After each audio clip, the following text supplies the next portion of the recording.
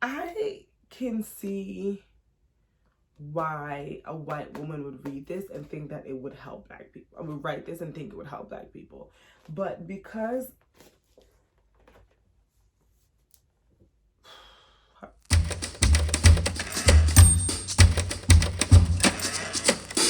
hi, welcome back to my channel. This is Lush Uncut. Let's see, I decided that was gonna be my thing. Uncut. You cut things and it's uncut. So white fragility or frugality. I think the word is fragility. Why it's so hard for white people to talk about racism by Robin Diangelo. Now, just a heads up, I'm looking on my laptop here. I have this huge thing. So if I'm looking down, that's why I'm looking down, not because I'm just like randomly looking down. I have like my review notes right here. So who is Robin Diangelo? Of course, her name is Diangelo. Robin Diangelo is an academic lecturer and author who has been a consultant and trainer on issues of racial and social justice for more than 20 years. She formerly served as a tenured professor of multicultural education at Westfield State University. Diangelo specifies in whiteness studies and critical discourse analysis, which is tracing how whiteness is reproduced in everyday narrative. Diangelo has received a number of awards for her work, including the Student Choice Award for Educator of the Year at the University of Washington School of Social Work, which she has won twice. Her most popular book, White Fragility, Why It's So Hard for White People to Talk About Racism, debuted at the top of the New York Times bestsellers list in 2018 and stayed there for about 85 weeks. It has since resurfaced as a result of the current election and has been a hot topic for many, hence my decision to read it. So I went on her website because she has her own website and she has like a little personal statement. So I thought I should read it just so that we can get an idea of who wrote the book. Her little personal thing says, I grew up poor and white. While my class oppression has been relatively visible to me, my race privilege has not. In my efforts to uncover how race has shaped my life, I have other group locations have socialized me to collude with race. I feel like I mistyped something there, so I'm just gonna keep going. I have been able to address in greater depth my multiple locations and how they function together to hold racism in place. I now make the distinction that I grew up poor and white, for my experience of poverty would have been different had I not been white. So, quick summary of the book. White Fragility this is my summary. White Fragility basically breaks down the concept of whiteness and how it has been reinforced through multiple facets of society. It also examines in detail how white people are involuntarily racist and contribute to America's system of racism on an everyday basis, whether they like it or not.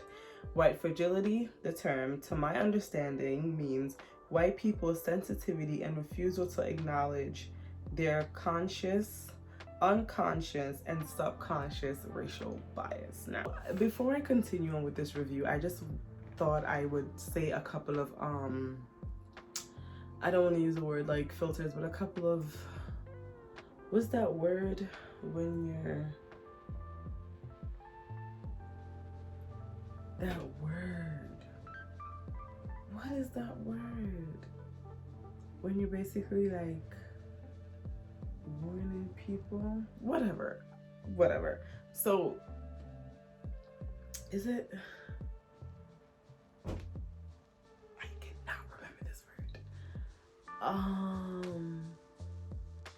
It's like a warning, like I'm gonna say for now we're just gonna call it caveat. It's gonna come to me later. So just a couple disclaimers. So just a few disclaimers. One, okay, so my review of this book is going to be two parts. One, my review of the book itself, how it was written, whether the author got her point across, if her point was clearly cited and concise, if it had a historical fact, if it was just a nice, well-written book. That review is going to be objective, right? And the second half of my review is going to be subjected to my opinion of the content. Meaning, do I agree with her on some of the things that she says? Or, you know, do I think it's just blasphemy, so on and so forth. So first, I'm going to give my objective review of the book, and then afterwards, I'm going to give my subjective review of the content, not the book. So I made up a fake little scale here because I do plan on doing a lot of these reviews.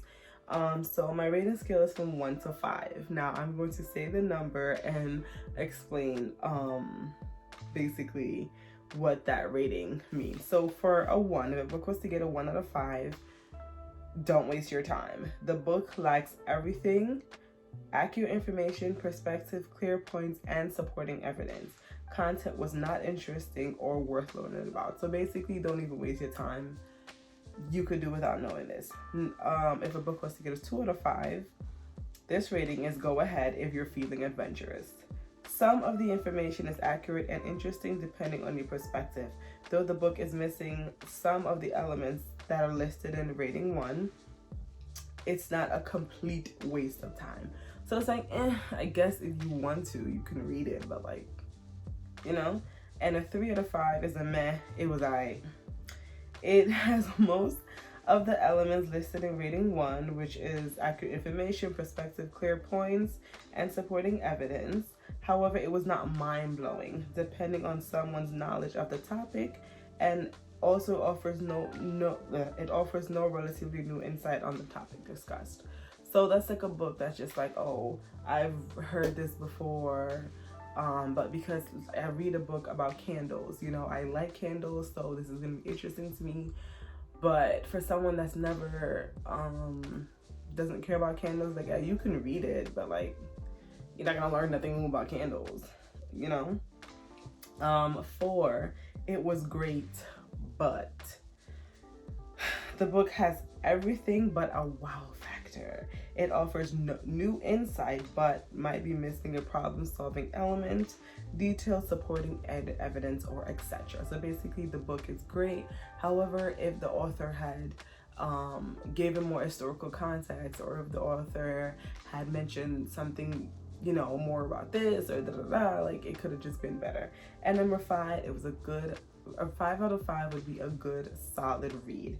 Basically, the book is lacking nothing and changes your outlook on the topic discussed. Now, I think that is a very important element, you know, because someone like me, I don't, like, right now I'm not in the space where I'm reading novels, so a lot of the books that I'm going to be reviewing are going to be books like this, like White Fragility or Nobody by Mark Lamont Hill, books that choose a social issue or an ideology and just discusses it. Now, if that book is so good, so well written, and so well thought out that it changes my perspective or gives me really brand spanking new insight on a topic that I thought I knew something about, then that to me is a 5 out of 5, right? So now that we have that disclaimer, for the objective review, I gave this book a 4 out of 5, right? And this is for the following reasons. I'm gonna give 3 negative things that I thought were bad, and like 2 things that I thought that were good. So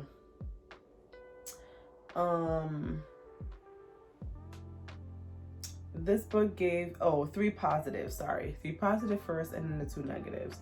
The first one is this book gave insight on a topic that I was not aware even exists.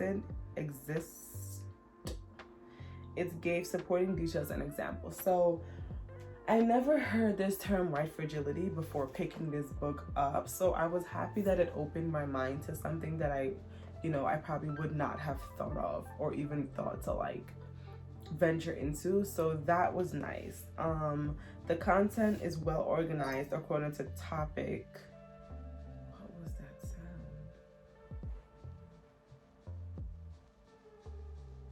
What was that? That was crazy. I have no idea what that sound was. Oh.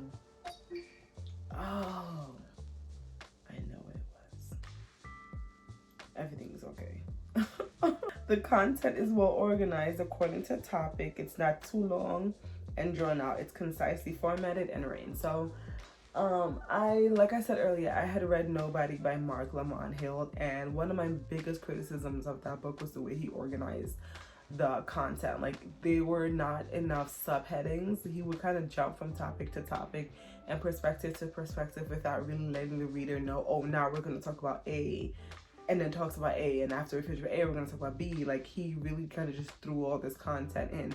He separated it by chapters, but I just personally feel like that was not enough. White Fragility, Robin does a good job with the subtitles and letting the reader know what we're going to be discussing next. It was very concise. As you can see, the book, you know, content was real. It was enough content, but it wasn't like super long. The print was good. Like, just those technical things that I think make a really like a big difference sometimes depending on who the reader is. 3, I didn't have to throw out the baby with the bathwater. There were some inferences that I understand and agree with, and I was able to separate that from the rest of the content. So, excuse me, as you can probably assume, there were a lot of things in this book that I did not agree with, but there were some where I can see why someone would think that way, and I was able to separate those two things. Like, I didn't have to, like I said, throw away the baby with the bathwater. I was able to kind of like separate it. So now for the 2 good things. Bad things. It did not change my mind on the topic. It reinforced my reasoning more than it made me want to think differently about like racism and how, yeah. And it did not offer a realistic solution that directly solves the problem being discussed.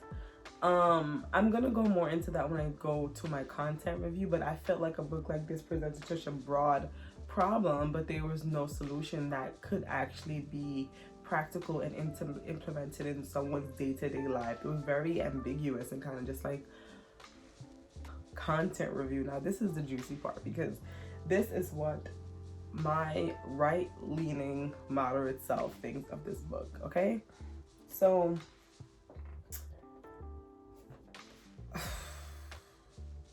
book pissed me clean off, and that's why I gave it a 4 out of 5, because it evoked an emotional reaction for me. It pissed me off, right? And these are the reasons why it pissed me off. 1, it was condescending towards Black people.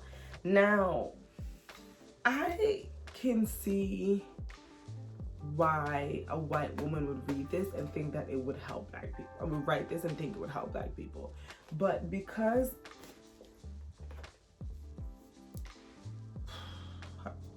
I'm just gonna go to the page, because I wrote here page 24. So obviously it was something on page 24 that I thought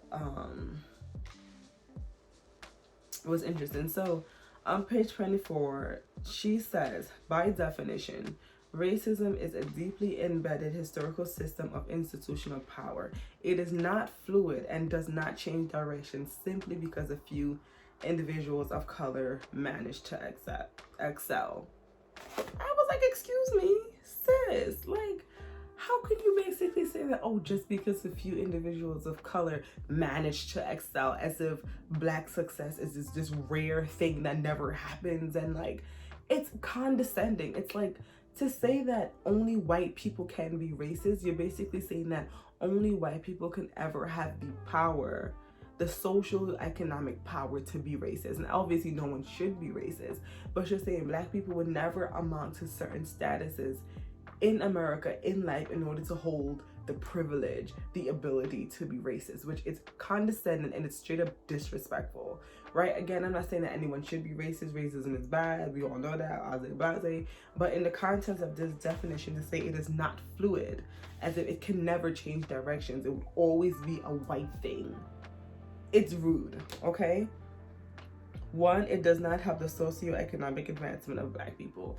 We don't need this.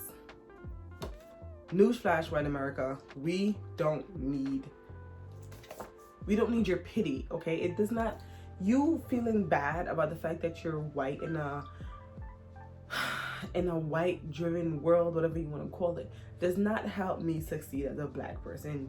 You feeling bad for me does nothing for me, nothing at all. Like, it doesn't change my life. Like, whatsoever. Like, it does not. I think if this is going to be a very controversial thing I'm about to say, but I feel like if white people, the best thing that white people could do for black people is just leave us alone. Just leave us alone. Just leave us alone. And I mean that quite literally. I don't know where that British accent came from, but quite literally, just leave us alone. Like, I don't need your pity. I don't need your handouts. I just need you to see me as a well-able and capable human being, able to make choices and work hard to get where I want to get. And the best thing I guess you can say is, if you hold a position of power as a white person, give me the opportunity to be successful. I don't want your pity. I can't call the phone company like, oh, I'm gonna just cash a check of white pity and hopefully that pays my phone bill. That does nothing. Two, it is regressive and keeps us stuck within the lens of race. Now, being overly conscious of someone's race is regressive, because if you see me and the first thing you see is a black woman, and then you then subject every decision, every action, every thought, every methodical way of navigating an interaction on me based on the fact that I am a black woman, that to me is a problem. I am a child of God. I am someone's sister. I am a daughter. I am a friend. I am a frontline worker. I am a lot of things besides just a black woman. And I think it is super regressive for us to focus on race so much in our society. Like, we need to step away from that. See me as a person. And Diangelo gave a lot of examples in this book where a white person does something that it's only offensive because it was being said or done to a black person. And while I get why some of those things would have been an issue, I just think that focusing on race all the time, it just doesn't do anything for anyone. My fourth point, what is whiteness? It reinforces stereotypes. She doesn't really go into much detail in this book about what she considers whiteness, and to me that is an issue, because there's no characteristic, attribute, stereotype, like anything that should be allotted to one race. I think that is an issue because it sees white people as a monolith, and mostly it sees black people as a monolith. Like, I don't need you to generalize all black people the same way I don't generalize all white people or Asian people or Indian people. I just don't think it's necessary. So for you to define something as whiteness, it's like, so then what is blackness? Like, why is it a thing? Like, it's just, you know, it puts white people at the center. We really don't need white women's tears. Now, she has a chapter in this book, I think it's the second to last one, or the last one, second to last one, white women's tears. This is one thing I agree with her with, when she talks about how, like, because she basically goes around in her career, she goes around and have like these racial sensitivity seminar. Like, if you ever worked at like a company and they have someone come in to talk about how to navigate race in the workplace and all of these things, and not just race but sex and sexual orientation, and these diversity trainings where you basically label people and then tell other people how to treat them based on their label. She talks about how when she would have these trainings or these meetings or whatever, how when white women cry, she would tell them to try to leave the room because we don't need it. Like, this is not about you, you know, when I agree with that, right? But I mean so in a more general form, where we don't need your pity. I don't need the conversation about racism to be focused on white people. That does not help, because if by your definition of racism is not fluid and black people are always going to be the lower, more whatever group, then keeping that conversation on white people, it doesn't help. Like, no one cares. Like, no one cares. 6, I think I talked about this already. It consistently puts white people in the position of power, which then gives them complete control of how black people are perceived in society. Like, I think that speaks for itself. In the book, she gives this example of Jackie Robinson, right? And this is apparently, according to my notes, it's on page 26. She says here, talking about Mr. Robinson, were he to work onto the field before being granted permission by white owners and policymakers, the police would have removed him. Now, in the context of, I think I had Googled when Jackie Robinson,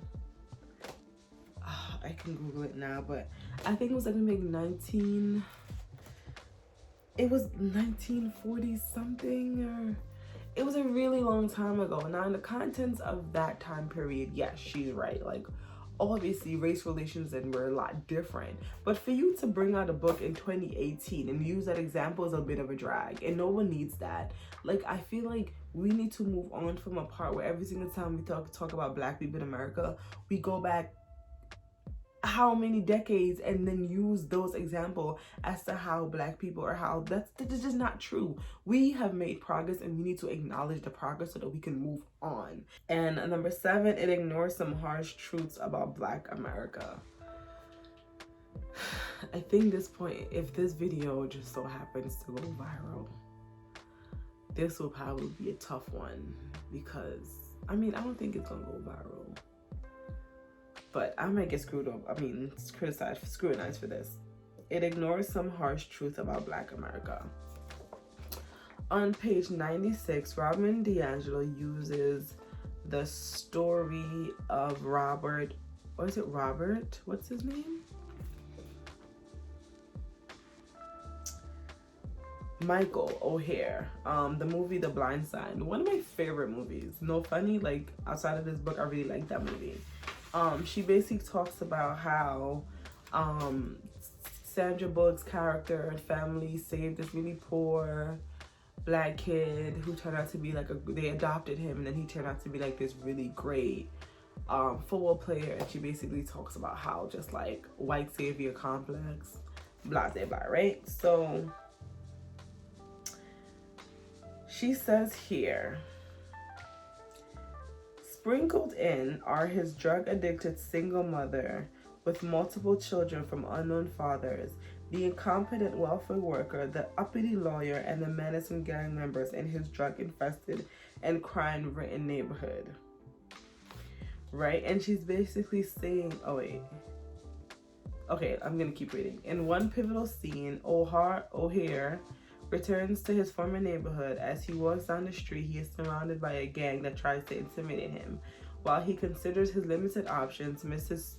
Toyi, pretty sure I pronounced that wrong, which is Sandra Bullock, the white savior, arrives and confronts the gang members, who quickly back down and retreat. Rescued by Mrs. Toyi, sure I'm pronouncing that wrong. O'Hare is returned back to safe white suburbia.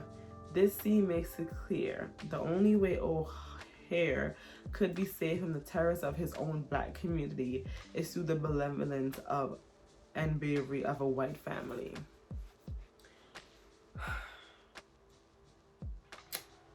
Why this irritates me, it's because white guilt takes the attention away from the issues that are plaguing black America. If we're constantly focused on black versus white, we then ignore some actual real life problems that black people have that, I'm sorry to say, don't have much to do with white people. I'm gonna get canceled before my channel even gets popular, but that's okay. All in all, the book is racist, and I think it will benefit black people more to read this book than white people, because after I read it, I was like, so sis, this is what you think of me? You think I need your pity? You think I need your fragility? No, bro, I need you to leave me alone and see me as a person. So that was my review of this book. Again, I think it's a good read. Honestly, truly, really, I think it's actually a good book to read. But I feel like white people don't need to read this book, because this doesn't need to gain traction. This frame of mind doesn't need more attention. It just needs, I think black people need to read this book so that they can really realize, like, that there really are white people out there that just go around feeling black for black people, feeling bad for black people, and like, and then her solution is basically just like, go around unlearning all your toxic whiteness. Again, that does not help black people at all. You being more racially sensitive does nothing for me. It don't pay my bills. It would not send my future children to college. It would not establish generational wealth for me and my family. It does nothing. It just makes you feel good. So that's what I think. Honestly, I think you should go out and read this book, but definitely make sure that, I don't know, you have some idea of how you feel about this topic before reading this book. Thank you for sitting. If you sat through this whole thing, then you might as well just subscribe, because obviously you enjoy this. So if you like what you heard, if you like what you see, this beauty, this cutie, subscribe to my channel for content such as this one. I don't know, I was thinking about video ideas, and I think I want to do a video about how much I hate CNN. I know, I'm one of those people. But I don't know, I kind of want to do something a little lighter, because, like, you know, 2020 is just so heavy. It's a heavy year. I don't know, I might do something different, something a little lighter. But thanks for watching. Sincerely appreciate it. Like, press subscribe, and hit the notification bell so you can see when your girl uploads. I do not have an upload schedule right now because editing takes me a long time, because I'm now getting familiar with the software. I have Adobe Premiere Pro or Adobe, whatever you want to call it.